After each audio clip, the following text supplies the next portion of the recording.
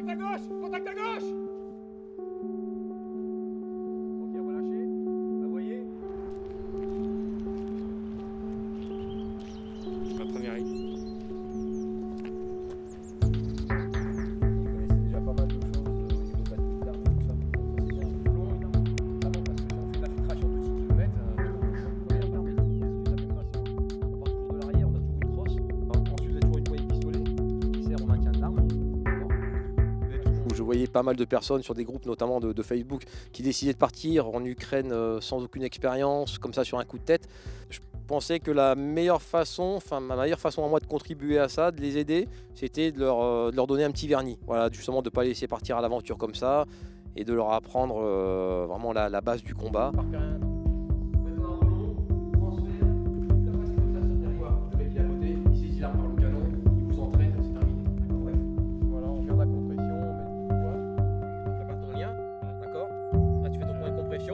C'est une journée d'instruction pour leur donner un vernis avant leur éventuelle projection en Ukraine.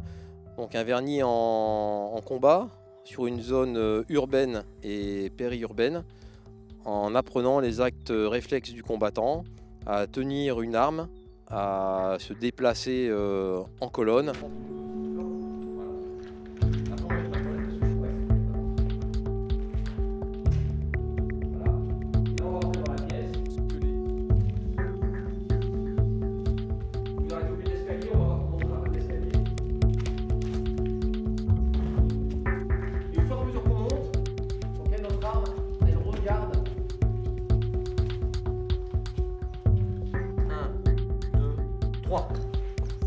Et là on rentre.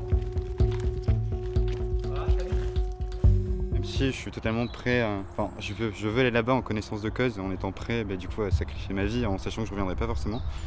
Mais après le problème c'est que là j'ai l'impression que si j'y vais, je vais y aller un peu pour rien et que je vais mourir dans les premiers instants et que ça va servir à absolument rien du tout. La première idée c'était peut-être d'aller aider les Ukrainiens en tant que combattant, mais je pense que mon camarade, après avoir un petit peu réfléchi, je pense que ce serait pas forcément une bonne idée, n'ayant pas forcément d'expérience militaire sur le terrain. Et je me suis plutôt orienté vers l'humanitaire. Et le tir ne sera pas précis.